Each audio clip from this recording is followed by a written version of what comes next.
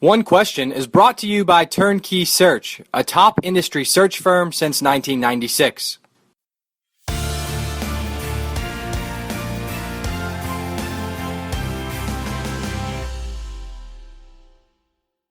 Gene DeFilippo, Managing Director of Turnkey Search, is on One Question once again. Gene, you guys are coming off the hire, or assisting with the hire, of Bill Moos at Nebraska, which I think caught a lot of people by surprise. And I do want to talk about that a little bit. But first, I want to dig into Scott Strickland and his team at Florida are going to be hiring a new head football coach. We know that after the announcement on Sunday that Jim McElwain would exit.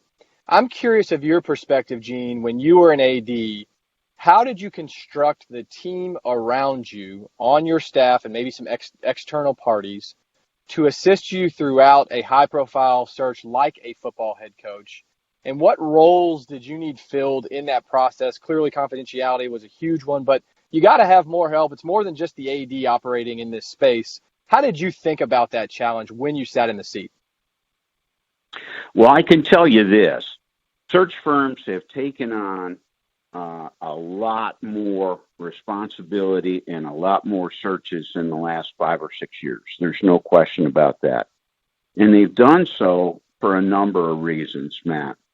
Number one, the confidentiality part of it.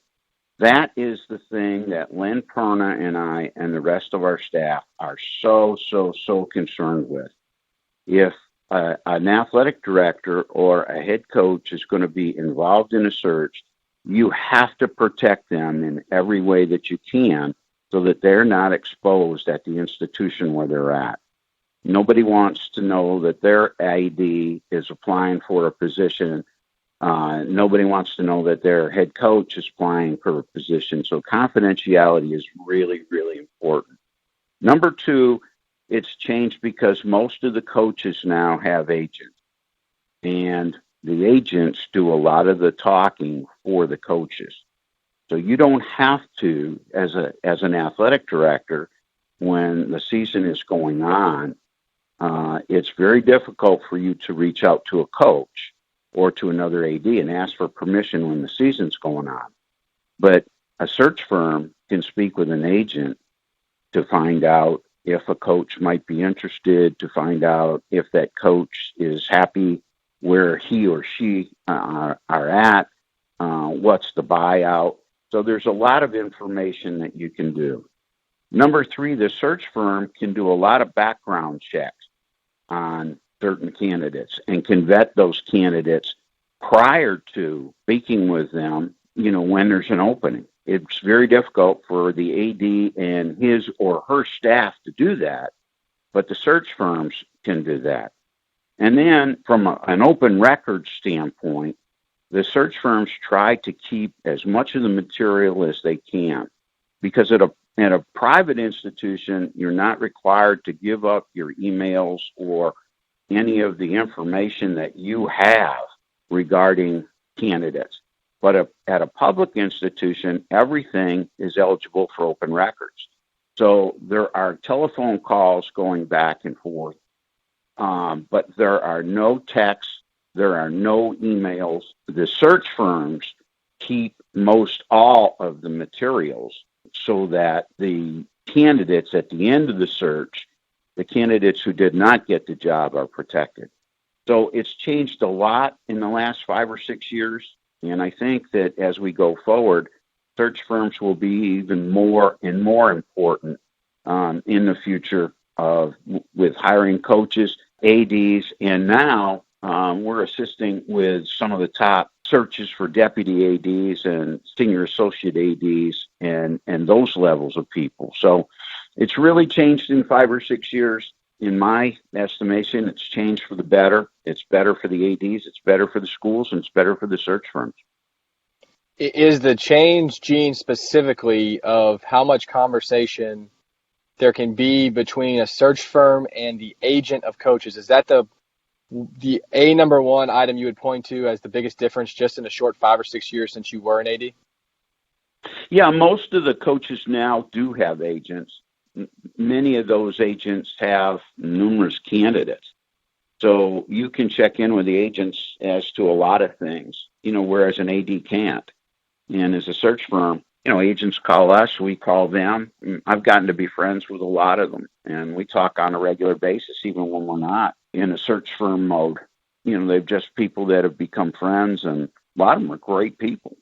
We've both mentioned confidentiality so far, and going back to the hire of Bill Moos at Nebraska, it has to give you guys a ton of satisfaction when that type of news breaks and everybody's going, oh my, nobody saw this coming at all. You guys have to be sitting there smiling saying we did our job, right?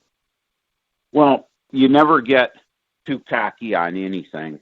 But the one thing that we are proud of, that the searches we've done have been high level searches.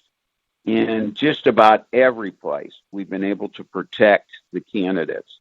I don't know, but I'm pretty sure that Bill Moos was never mentioned for that position, and yet he was somebody that was at the very top of the list for a long time for the length of the search. So confidentiality is so important to the institution, and we realize that as a search firm, and that's very important to us.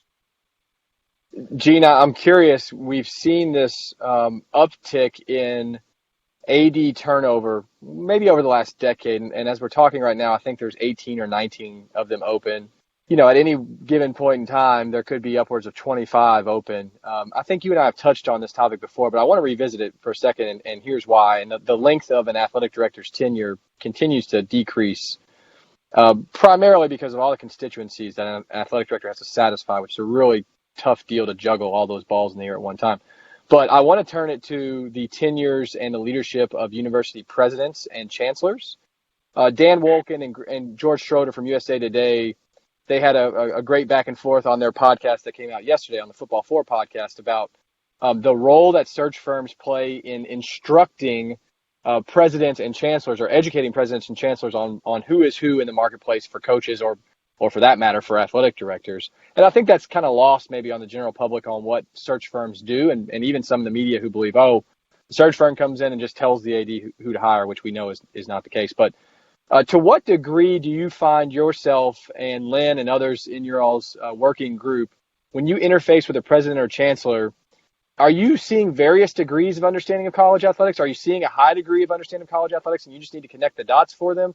What's the kind of general step-by-step process you go through with a president or chancellor when you're hiring an AD? Well, every search is different and every chancellor is different. So some chancellors and presidents really get it, that you can't put together a large committee, that a lot of ADs or head coaches will not come and meet before a large group of people. They just cannot afford to expose themselves. So what we try to do as search firms is to convince them that the smaller the committee, the better the candidates we can have. That's number one. Number two, we tell them that, they've got to respect the confidentiality of these candidates, and very, very few people on the campus can know what's going on. And so we try to protect the confidentiality in that way. Some searches, they go quickly.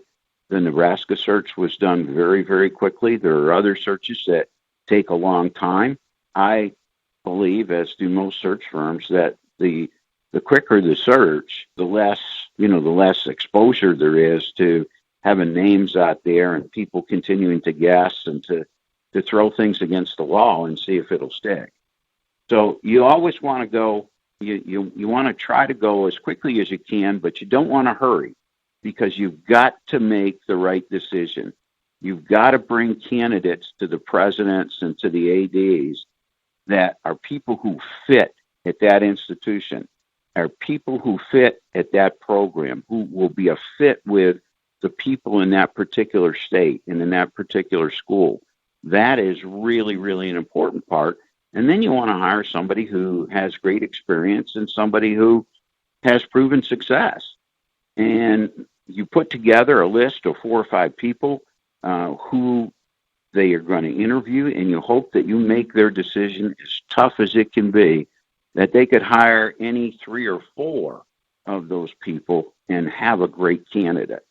So that's the job of the search firm, is to put is to not leave one rock unturned and to put 4 candidates out there that fit. And, we don't have any list of candidates or, if you did this search, are the same candidates at another search? And the answer is maybe. Maybe people will fit. But there's certain people that fit at Nebraska, and there's certain people who don't. And there's certain people who fit at Ole Miss and some people who don't. So it's really important to find people who are a fit, who are competent, who can do the job, who operate with integrity, who have proven success, and make it real tough on either the president and or the athletic director to make a decision.